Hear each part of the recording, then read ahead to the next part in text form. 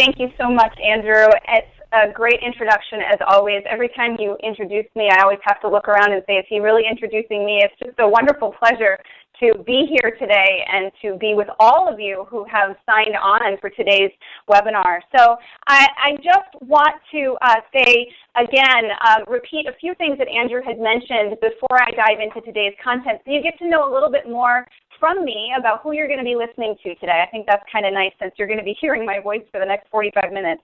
So I am a Master Facilitator at Fierce, and I've been facilitating Fierce Conversations programs now for a little over 8 years, which again always surprises me how long my career with Fierce has been, and it just seems like yesterday. That's how quick it's gone.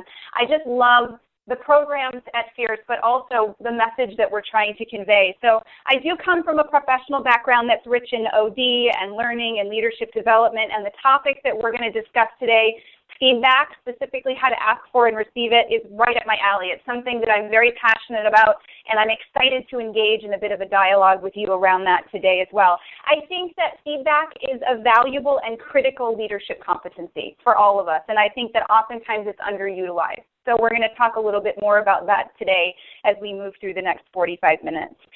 Before we dive in, and I will change the slide in just a minute so you have something to look at, but before we dive in, I want to talk for a moment about a process that I think all of us are fairly familiar with in business today. And regardless of what seat or chair you sit in your organization, I think it's something that you know very, very well, and perhaps don't necessarily get all that excited or jazzed about. And what I'm referring to is the performance review or performance appraisal. And I've titled this slide Performance Review or Redo because as I was putting this webinar together, I'll tell you, I learned an awful lot about where we are right now in our culture with this topic of performance appraisals, and it's actually pretty jarring information. The performance review is getting a ton of attention these days, but it's not all great attention. In fact, there are more inadequacies, I think, than adequacies for it. And based on a recent article in Psychology Today, which is where this research came from, there is persuasive new research that says that 90% of performance appraisals are painful and they don't work. And I bolded that because I think we've all felt that before. At least I know I have personally, that not always do those conversations go the way we want them to, and a lot of times they're not all that fun to partake in. We don't get excited about them. And interestingly enough, more importantly, they produce an extremely low percentage of top performers. So when we talk about development, when we talk about growth, part of that is the dialogue around performance management, and that's why we have performance appraisals. But what we're seeing is it's not really working that way. So while this is interesting data, some of you are probably thinking, okay, great, Beth, but what can I do about this? Because the reality is I don't really have much control over how performance reviews are done in my company. So what do I do? And I think we at Fierce believe that the answer is fairly simple. While complex in execution, simple in the theory, but we believe that a powerful tool in this quest for professional development and success is really what we're calling 365 face-to-face feedback. So 365 days of the year, inviting feedback conversations to happen on a daily basis. And you'll see I have some more research, so I'm just going to share a few more pieces of information because there is data that supports there's a lot to gain when we have these daily feedback conversations, both on a personal level but also company-wide. So Gallup put out a survey that said companies who implement regular employee feedback have turnover rates that are 14.9% lower than for employees who receive no feedback. People want to stay. They're engaged. They want to continue on with the good work that the organization is doing when they have those regular conversations. In addition, Fierce just put out a great blog that had this information in it by Zanger and Folkman, which said that top-ranked leaders are also at the top in asking for feedback. So, and actually for this particular research by Zanger and Folkman, those who averaged a score, the leaders who averaged a score of about 83 to 85th percentile, so I say B plus range, right? Those were the ones that were considered top-ranked leaders and did a lot more asking for feedback. So with all this wonderful research and the business case about regular ongoing feedback being so important, Where do we begin? And I put myself in that mix because I'll tell you in the last, I teach a program at Fierce about feedback, and while it's something that I have engaged in regularly, I still consider myself an expert on this. They're not sometimes easy conversations to have or to ask for. And so the big question is, how do we begin to reap the benefits of regular ongoing feedback? How do we do that? And I believe that a solid first step to that is to stop waiting for it to come to us. Instead, how do we start to seek it out? Start asking for it. We're going to talk, this is what this whole topic is about today. I know there are a lot of different webinars that you could probably jump into to talk about how do I give feedback. And we do that at Fierce too. But what I wanted to focus on today was how do we ask for it, and then how do we receive it most effectively? How do we make sure that we continue to get that ongoing feedback in the future? So we are actually going to do a poll, and I want you to really think for yourself, how often do you find yourself asking for feedback from others? This is not a time to say what you think other people want you to say or what you think will be approved by other people. Nobody's going to have your name attached to this. So do you never ask for it? So ignorance is bliss. I figure if it's important enough, people will tell me what I need to hear. Do you sometimes ask for it? I see the value in it, but I don't ask for it as often as I probably could. Or do you ask for it all the time, which is where that term feed me comes from. It's critical to my success, so I invite it consistently. It's something that I do on a daily basis.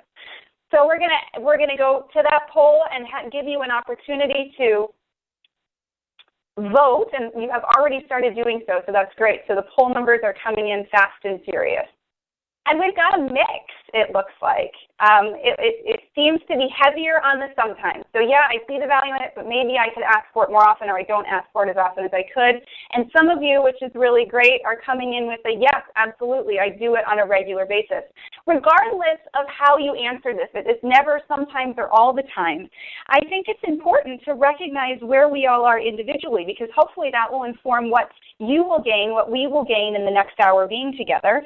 So if you said, hey, I intentionally already all the time seek it out, it's something I do regularly, then maybe my challenge to you is, are you as effective as you can be when you're receiving it? Or perhaps if you rarely or never ask for it, I'm not going to look to change your mind about seeking it out, but my hope is that this webinar gives you more confidence, more skill, or at the very least, more purpose. The why behind why might it be important or beneficial to me to start seeking it out. There's a reason that each of us showed up to this webinar today, and my hope is just that we can find out together what that is, and we can walk away from this webinar with a few more tools in our back pocket for how we can be more successful. So thank you for that. We're actually going to go back now and talk a little bit about how are we going to get where we want to go today, and then do that with the agenda. And so the first thing is obviously introductions. We did that. You got to know me a little bit more. I know I can't get to know all of you, but hopefully our paths will cross at some point in the future as well. I'm going to share a little bit more information about Fierce Conversations. For those of you who know us, that's wonderful. You can go along for that ride with us. And for those of you who don't, I'll share a little more insight into who we are and why we are.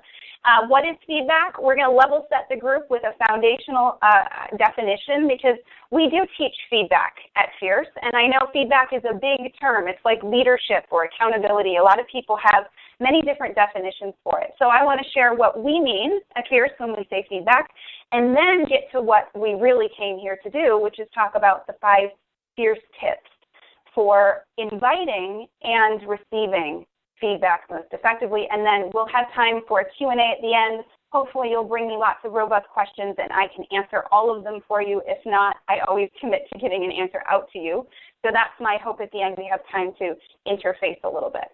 So with that, I want to start with a quote that we hold strongly here at Fierce, and it's this: while no single conversation is guaranteed to change the trajectory of a career, a company, a relationship, or a life, any single conversation can. In the spirit of learning, in the spirit of reflection, I want you to think about this. And I oftentimes, at least in the last webinar that I did here and with this one, I'm using this quote because I think it's really pertinent to what we're discussing here today. I want you to think about this quote in relation to feedback conversations. When in your life has a feedback conversation done just this? So it's shifted something for you. Perhaps a piece of feedback that someone gave you allowed you to take a different direction or forced you to take a different direction in your career or your education or something. So I want to give you just about 10 seconds of silence. For those of you who are not very keen on silence, this will be the most painful part of the webinar today. But 10 seconds of silence so that you can take some time and reflect on that. When has a feedback conversation shifted the trajectory of something in your life?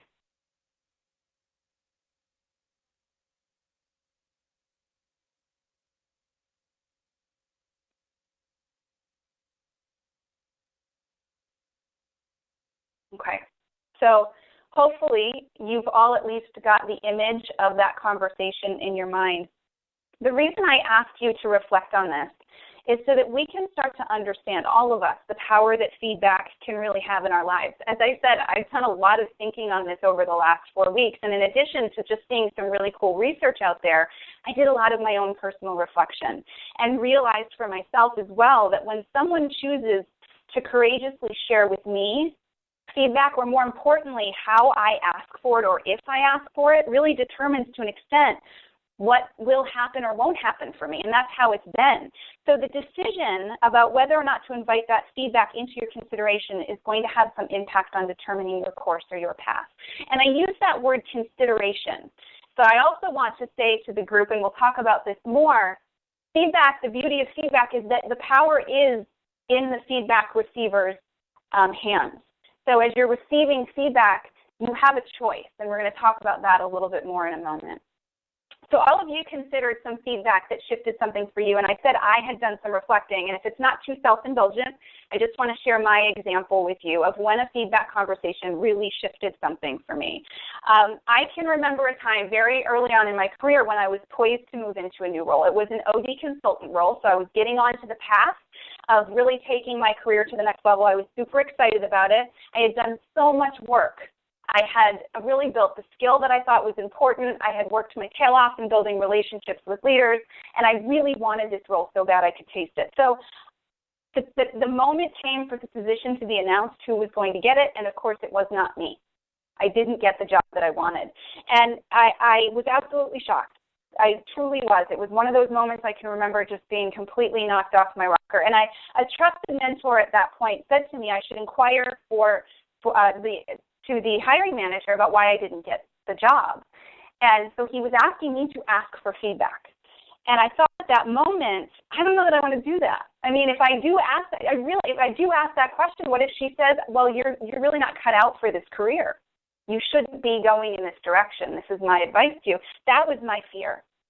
So interestingly, I took this advice from my mentor and I sat with it for a few days, and I finally decided to go ask for the feedback. And her response was really interesting because she said, I know how hard you worked for this, and I know it was a surprise to you.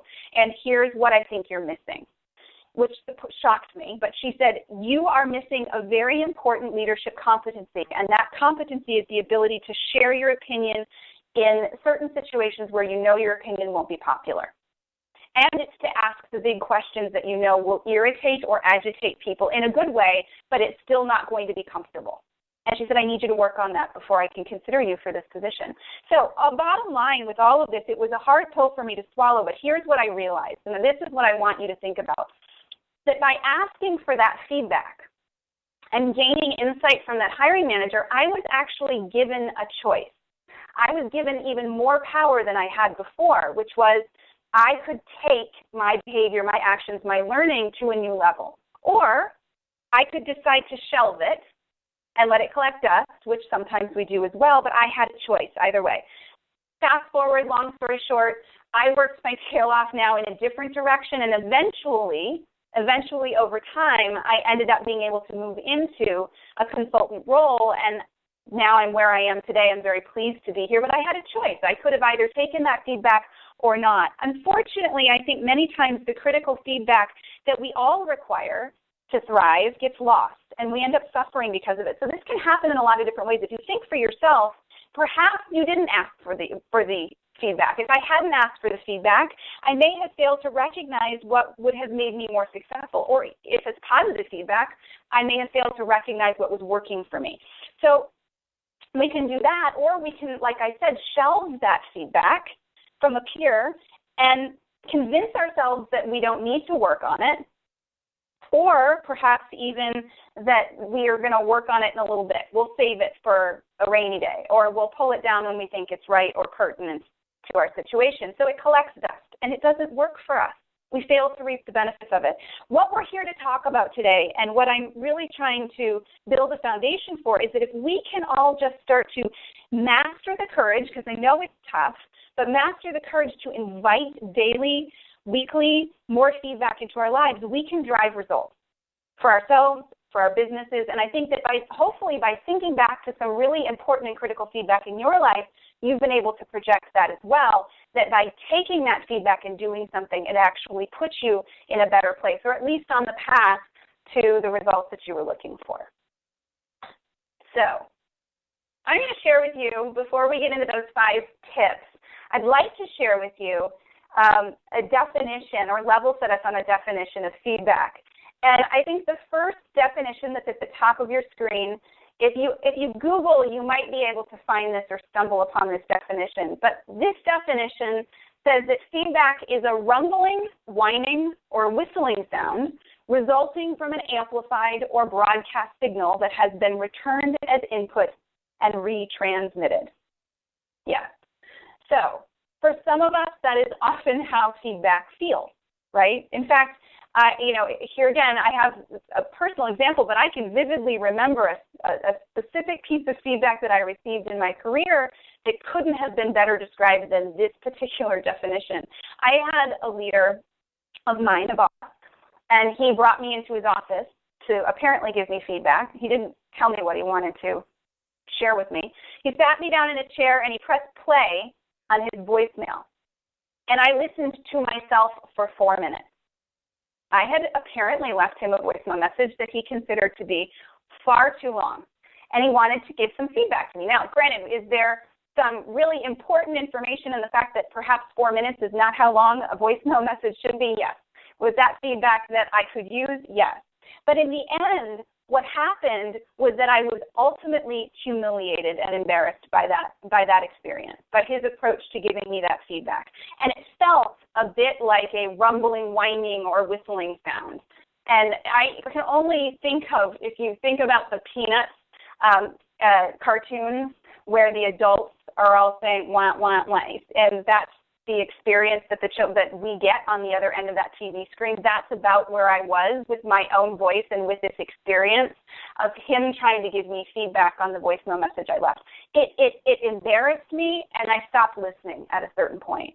So while his approach gave me insight, it didn't give me any trust or help me build any trust with this particular person. In fact, what happened was every time now that I walked by him in the hallway or that we had an opportunity to be alone, I tried to avoid it because I was worried that I was going to be embarrassed again. So let me share with you the fierce definition, which I'm sure you've all read at this point, but the fierce definition of feedback, and the definition I want us to keep in mind as we walk through the rest of this webinar together. Fierce feedback is a conversation in which we have the opportunity to see what we may not see while enriching the relationship. And at Fierce, if you know Fierce at all or have been to any of our programs, you understand this idea of the conversation is the relationship. So the conversation and the quality of the conversation and the depth of the conversation we're having, in the end, equals the relationship that we find ourselves in. And we find that to be very important and critical to the success of not only one-on-one or one-to-one, but also for a team and an organization. So fierce feedback is very strongly rooted in enriching the relationship. And that's how I want you to keep in mind this idea of feedback as we move forward. It's simple, but really it does, when you start to approach feedback in this way, it allows each of us to grow, to improve, to become more effective, to learn to work more effectively with each other and achieve the results that we want. So the definition of fierce feedback, and then obviously, the first definition of feedback is a fun one, and it definitely is the technical definition, and it can sometimes be how we feel when we're receiving feedback, or sometimes even giving it. But I want you to focus on the second definition. as we move forward. So just a few more visuals before I dive into what you're chomping at the bit for, which is the 5 tips before we move on. And that is, I want to share this visual. We use it in our Fierce Feedback program. It's a visual metaphor for us that we use for feedback, and we liken feedback to waypoints. So for any of you who are sailors or boaters or just familiar with this term, a waypoint is typically used for the purposes of navigation. It's a reference point or a landmark, and it helps us know where we are, but then more importantly, where we're going. So whether you're walking or driving or sailing or flying or whatever it is, waypoints help you find your way and get you to your final destination on the quickest route. Think about dropping a pin in Google Maps, which is kind of what this looks like, right? But when you think about it, when we're physically navigating the space, so we're walking or we're navigating a boat or a plane, do we ever actually get there in a direct line like you see on the screen? No, right? I mean, we say, geez, I wish I could travel as the crow flies because I'd get there quicker in a straight line, but we don't ever travel that way. The wind takes us off course if we're sailing or if we're in a plane, or we have to navigate around a storm or an island, whatever that is. And our path actually ends up looking something more like this. We need to go through a continuous series of course corrections to keep us on track. So we end up at our final destination eventually, but we have to take a few left or right-hand turns to get there. Feedback is no different. Feedback can be seen as a series of waypoints to keep us headed in the right direction in our lives. So when we receive feedback, we're being given important information. We get to choose what to do with that information, which is a beautiful thing, but it helps us to either stay the course because we're being told, no, that's great, it's working well, or it helps us to course correct, to get back on track. If we don't receive feedback, if we're not willing to adjust as needed, we may find ourselves off track. Feedback is important data in our lives that helps us navigate and arrive at the results that we want. So I want you to think for yourself in terms of feedback as you consider all of this. Of course, it's a choice, but how can feedback benefit you even more? If you're one that seeks it out a lot, how are you receiving it? And more importantly, what are you doing with it? And that's part of our 5 tips that we're going to get into right now, because that's our next step, and I know that you're waiting for that. But I want you to keep this in mind. And so as we navigate and as we try to find our way, how do we do that most effectively? And I have 5 Fierce tips that can help us do that. So here we go. Number 1, ask for it. I'll let that soak in for a minute because I know it's simple. And it's maybe even oversimple for some of you, thinking, well, of course, ask for it. But I really think a lot of times, as I said earlier, we sit and wait for feedback to come to us. So we say to ourselves, well, if someone's really bothered by what I'm doing, they'll just tell me. Or if I'm not doing well in my job, I'll hear it. And this, I believe, is the issue with our performance appraisals. Because I believe that when the conversation stops, or the conversation slows down on a daily basis, we get to that 6-month or 1-year mark and we're surprised as all get out. It's like we've been walking blindly through the year and all of a sudden we run into that brick wall that says you are off track, right? So I believe that the first step, while it seems so simple, is to actually ask for it. Find out how your behavior, how your style, how your decisions are really being interpreted or perceived by other people. And that's another thing I want to just mention for a moment in terms of perception, because I believe that all of us would be surprised, maybe even a little shocked, to know how the perception of someone else in terms of our behavior or our actions. We have intentions. We kind of have our idea of how our voice or how our behavior lands with other people, but I don't always know that it adds up. So part of this is trying to determine, are my intentions really having that impact that I intended on people that I'm working with? And the first thing to do to figure that out is to actually ask for it. Now, how do you ask for it? Because I think that becomes important too. And one of the tips I have for you is to ask for specifics. So how do you enter these conversations with more predetermined thought of what you want to achieve? And that's part of the poll that we took earlier when I asked you, how are you currently showing up? And more importantly, what do you want to learn in the next 45 minutes?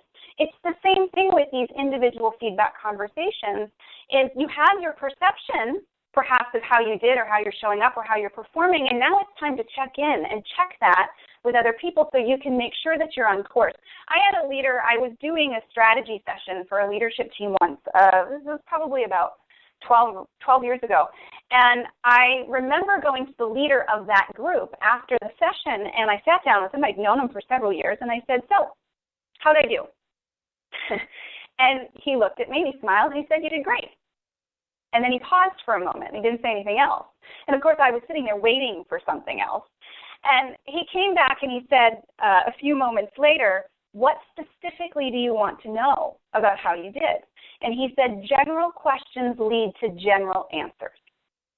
And we do that so often. I mean, how often do we go up to a peer and say, how'd I do on that? And the answer is, well, you did great, or you did fine. What specifically do you want to know about your performance or about your actions or about how you impact other people? And how do you start to ask for that specifically? Now, that said, you may not, one of the examples, just to give you a generic in terms of what you could be asking for, instead of, hey, how am I doing as a leader? It could be, what could I be doing differently to communicate more effectively with this team? Or what could I be doing differently to lead our team meetings in a way that really feels good or is effective to you? Specifics. And like I said, that said, you might not want to receive feedback from everybody, and I certainly don't need to receive feedback from every single person in my life, but I think most of us gravitate towards those that are going to give us the compliment. The attaboys, the pats on the back, we're more likely to go to them and say, how'd I do, or how am I doing? And yet I think all of us would probably come to an agreement that a lot of growth comes from that feedback that can be tough to hear.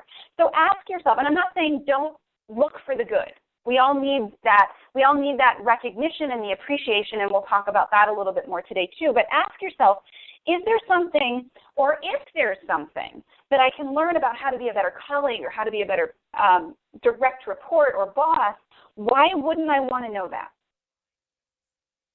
Why wouldn't I want to know that? I don't think it's wrong to want positive feedback, but if you're hoping that by asking the person is only going to give you positive feedback, then I have a very simple recommendation for you. Don't ask. Don't ask. Part of asking for feedback is being open to whatever that individual is going to give you in the moment. So here again, how do you start to master the courage to ask for feedback or invite it? And that is step number one. And to get you thinking about that a little bit more, I have a couple of big questions for you to consider. This is kind of my MO in these things, because I really want you to think about, what are you going to do with this information? So who would you most like to receive feedback from, and why? Think about that. Write their name down. How do you invite that to happen? The second question is, who would you least like to receive feedback from? And what are you afraid you might hear from them? What are you afraid you might hear from them? And is it something that could even potentially help you to grow? It might be tough to hear, but could it potentially help you in some way? And I want you to write names down for both of those sets of questions, because after this webinar is over, my only ask of you is to go invite that conversation to begin. So with that, I'm going to hold on this screen for just a moment, because once you've asked for feedback, it's time to sit back and listen to their answer. And if you think about it from the other person's perspective, how many of you, consider this for yourself, have ever given feedback to somebody with a true intent to help that person, and then they never did anything with it? It really didn't make you want to give that person feedback again, did it?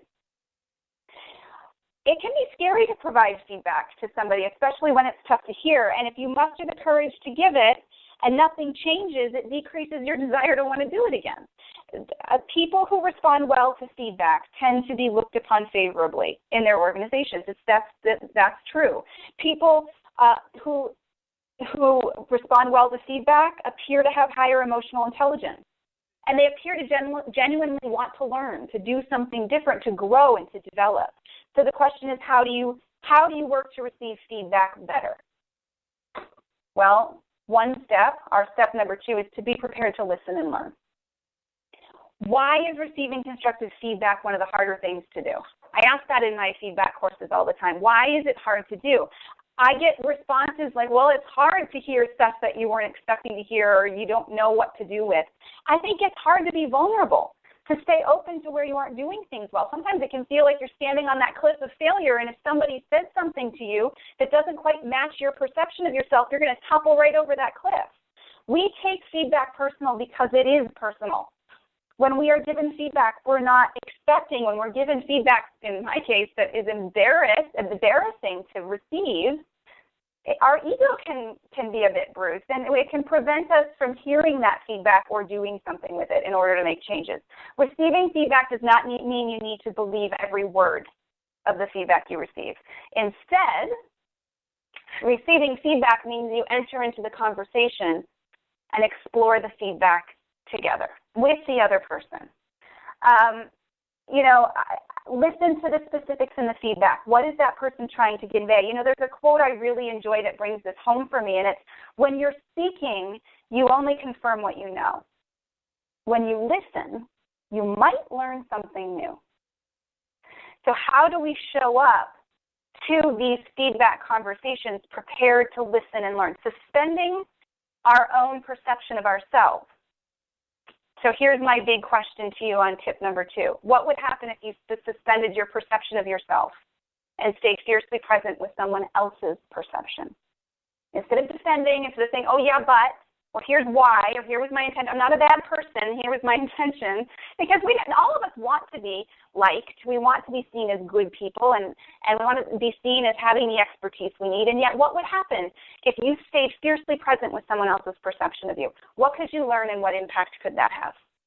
That's my challenge to you, positive or constructive, because here's the deal. Sometimes positive feedback's really hard to hear too.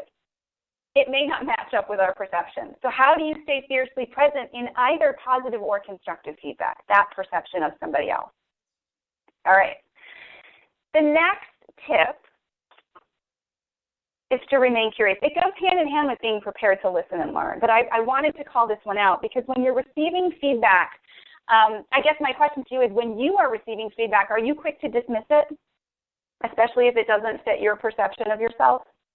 Or do you dig in and you figure out what there is to learn with it? I think a lot of us, when we receive, especially the difficult stuff, it's sort of our first initial reaction to dismiss it and give an excuse to, a real excuse, a real rational reason for it, but to say, hey, I'm not a bad person. I didn't mean to do that.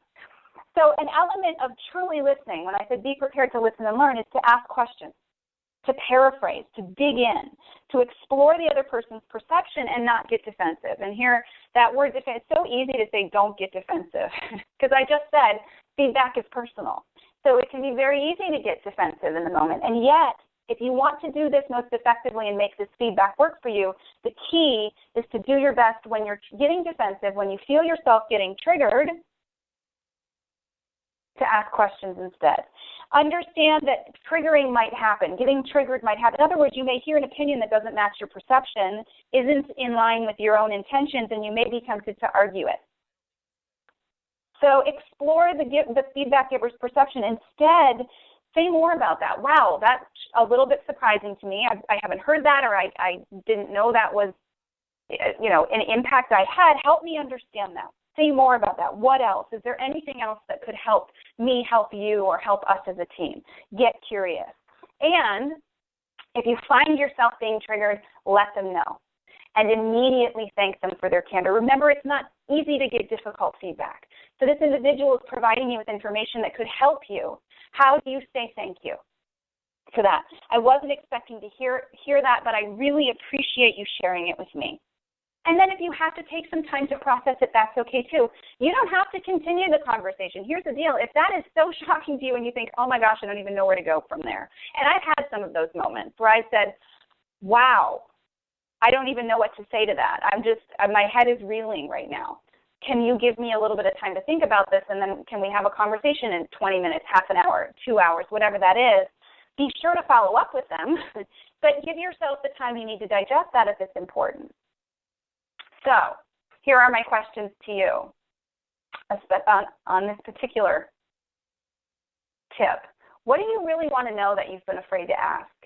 Get curious. What is it that you want to ask other people? And then when was the last time you spent an entire conversation in curiosity mode? That's funny, my husband and I were just talking about this the other day, and I was sharing with him this question, and he just sort of looked up in his he has a wonderful way of pondering certain things. And he looked up to the sky and said, I never quite gave that any thought before, but he said, I really like it, because how often do we stop, sit, really listen instead of argue, and then just get a little bit more curious about what's going on from the other person's point of view. So how often or when was the last time you spent an entire conversation in curiosity mode? Consider that for yourself. And that's not easy to do. I can tell you, I'm a talker. You can hear, because I obviously am doing a lot of that today. And sometimes I have to remind myself it's not all about hearing my own voice. And in fact, when I shut my mouth is when I start learning more. But how do you start to ask more questions? And what would be the benefit of that? Here's tip number 4. Demonstrate a willingness to consider. So I've said this several times today, but I'm going to say it again, and that is, don't defend yourself. And I know I flippantly said that's easier said than done, but if you truly want feedback, it's important to accept what other people are telling you as their perception, their reality of you and the situation. It may not be your reality, and there may need to be some processing and some conversation, but it is their reality. So acknowledging that, but also understanding that you don't have to do anything with the feedback. This is the power of feedback. You have a choice. If you ask for feedback, however, and you do nothing, I just want to let you know that it's often worse than if you hadn't asked for it at all. So when we're talking about asking for and receiving feedback, that's a little different than unsolicited feedback. However, either way, understand what happens if you're given feedback and you don't do anything with it. Consider times when you gave the feedback and nothing was done. In a way, you're sending a message that's all smoke and mirrors. So I'm going to ask for feedback so that perhaps this person thinks I want to do something, or perhaps I think I'm going to do something with it, but then I don't. And it looks like smoke and mirrors. It looks like it looks like you are not taking it seriously. And so you can also decide to change only some things. And I know sometimes we think when we hear the feedback, geez, it's a take it or leave it scenario. And I don't think that's the case at all. I think you have the power to change certain aspects, to work on certain things, but not necessarily have to take it all in at once. But the important thing is that you let the other person know what you're going to do. You let the other person know when you've decided. And I wouldn't let too much moss grow under your feet on all of this. If you have to take this information and consider it, how do you make sure that you follow up with the individual and let them know when you'll do something about it, if you're going to do something about it, or if you're not, why? I think that's so critical, and it's perfectly fine not to. How do you follow up on that conversation, though? And that, to me, is what builds the relationship. We talk about trust. I don't think it's just if you do something with the feedback, you build more trust with someone. I think it's how you have the conversation about why you're choosing to do or not do in terms of the feedback you're receiving. I also think if you believe it's going to take time, that you let them know you're going to work on it. And I think about my whole team who's probably sitting in a room somewhere in Seattle listening to this right now, and I chuckled to myself when I was thinking about feedback, because I have had some things that I'm working on in my own career that are taking a lot of time. And I'll just be completely open with all of you and share one of them, which is I'm in a relatively new role where I have a lot more deadlines on my plate. And I've never been comfortable with deadlines. I don't like them very much. They're a bit nagging. But what happens to me is when I get several deadlines put on me at once and new projects are starting, I freak out. And I have this freak out week. And I think that there's probably common language now amongst my team that it's Beth's freak out week. So she's fine, but if you experience her in X way, just know it's her freak out week. But I've been very open to share that with people, that, hey, I'm working on this. I know that this is something that isn't really it doesn't impact my team in a great way, and I'm trying to work through it so I don't drag everybody into my freak out moment when I have it. So I need your help. And so I say to that, and I'm going to flip my slide because I think, and this quote I think really says it, personal responsibility is not only recognizing the error of our ways, personal responsibility lies in our willingness and ability to correct those errors, both individually and collectively.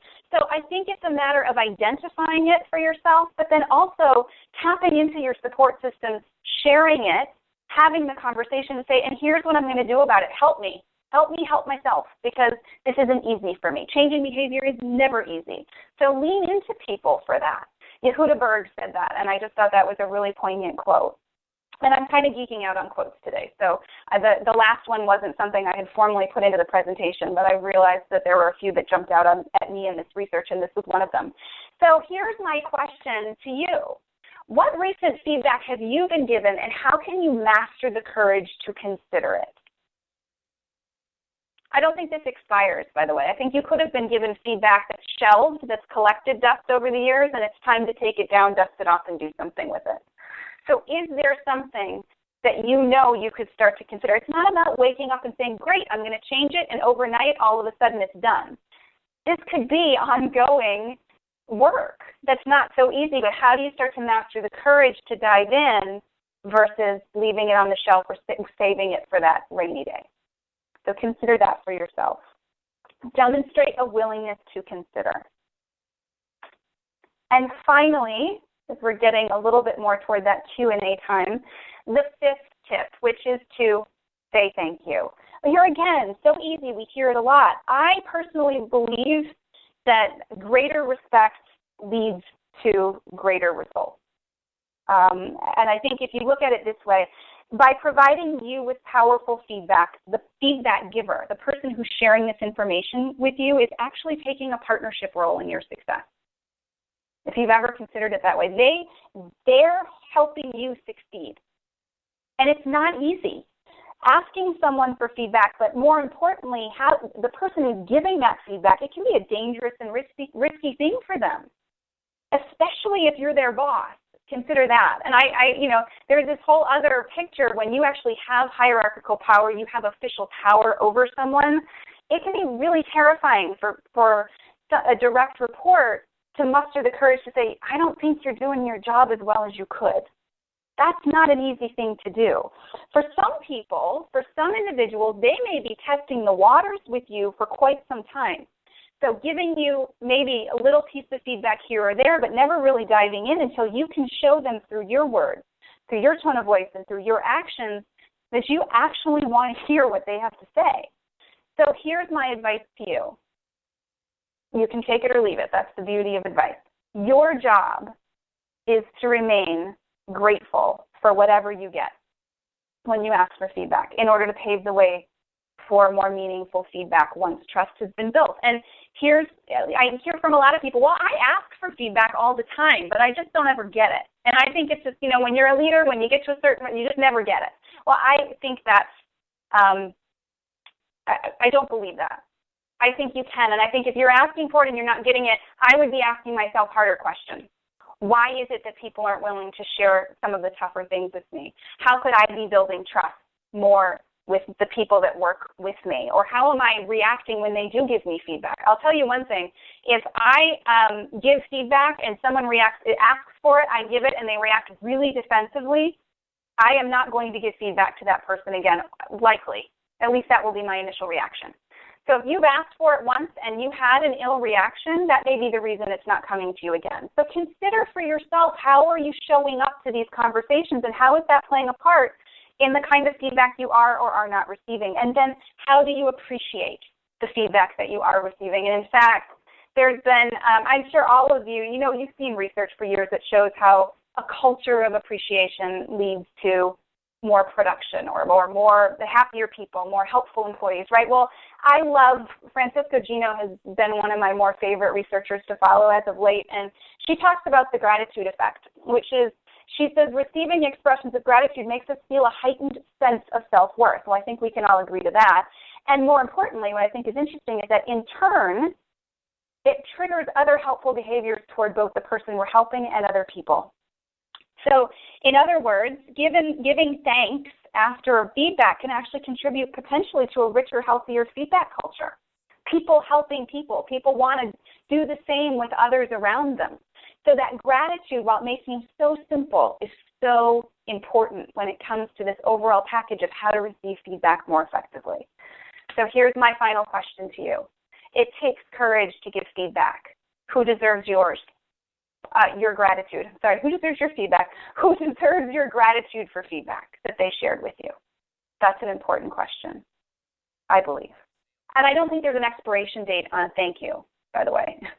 So you may have gotten feedback years ago and you never really did anything with it, and it's just now impacting you. Follow up. Follow up. So I'm going to wrap up now, so we have a couple minutes, because I'm sure Andrew is just waiting for me to hand it over to him for Q&A, so I'm going to get there. I just want to leave you on one note, and I think instead of trying to come up with something witty or astute for myself to say, I'd like to leave you with a more powerful insight from a much more brilliant individual. We know him as Ken Blanchard. He, of course, is the coveted author and management expert. And, you know, he said something which I really have clung to, which is he mentions that while success is often measured by an accumulation of titles and acquisitions and the financial bottom line, little or no attention is paid to the power, we talked about this earlier, the power of each conversation that we're having to move us toward or away from those stated business and life goals. And so as you're thinking about the power of those conversations, I'll leave you with another quote from him. Feedback is the breakfast of champions. So my question to you, leaving you here, is how do you start to invite feedback to the breakfast table, to the lunch table, to coffee with a colleague? How do you start to invite feedback on a daily, regular basis for yourself? And with that, I will leave a few minutes for Q&A, and I'm going to turn it over to Andrew to help me with that. Absolutely. Well, Beth, thank you so much. This was great, and I know our members really appreciated the conversation as indicated by a lot of the comments that have come through in the chat box. And so I'll remind our members that this is our open forum here, so if you have any questions, please type them in. Don't forget to attach your name. In the event that we're unable to get your question asked on the air, we can certainly do the due diligence to connect you to the folks at Fierce to talk about it offline. So I think I can start by going through some of these questions here that we got at the top. And one that really stuck out to me was one of the first ones, which was about, it's from Lisa. And Lisa says, many of our younger staff ask for constant feedback. And, parenthetically, I'll add that that's one of those sort of generalizations of the millennial workforce and the up and coming Gen Z is that that this need for frequent real-time feedback, and it's certainly being talked about a lot more now when we talk about performance management conversations, and it certainly is a driving force. But Lisa wants to know, how do you resist the temptation to acquiesce to a lot of this this neediness, as she says? Do you have any suggestions for how to tame that and make the conversation truly constructive instead of just meeting the needs for frequent real-time feedback? Yeah, I almost don't separate it. I hear the word neediness and needs, and I just check that. So I would make sure that as we're starting to think about what the younger generation needs, is it just a neediness, or is there a real appetite for some more robust conversation in there? So I would first just make sure that we're all clarifying what it is that this is an individual group, and I'll go back to what you said, Andrew, in terms of generalizing. I think that there are many different diverse groups that are asking for feedback more and more. And then I guess the second thing is, building it into the way that you approach your conversations as a leader, I think can turn what would be sort of a nagging neediness into just a way that we operate, you and I. So I know I've had many conversations with new managers to say, how will I know when I'm successful? Or how will you know when you're successful? Or what will be the conversation that we have when I'm kind of off course? How will I know that? If I'm not aware of it, how is that going to come into play in our conversation? And we almost have that dialogue about creating a verbal contract with each other so that there is a consistent conversation going, and we have that between the two of us, we know, how am I doing, or how are we doing? So it doesn't have to feel like someone's nagging me for information. It's something that we've talked about and determined right from the beginning in our relationship. And I think that's the other thing.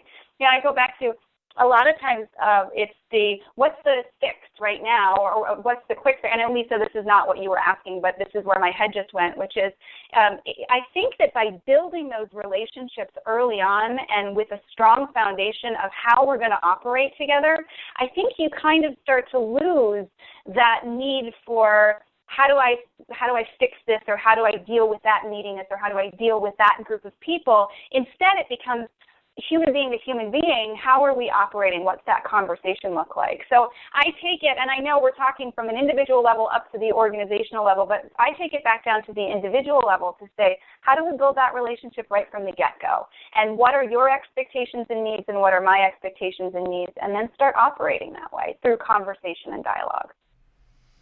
Absolutely. So let's talk about establishing a culture of feedback, and what are some of the important stakeholders in terms of creating that. And so one of our members, I'm trying to get the name, but I don't know that I see it, or is it Georgia, perhaps?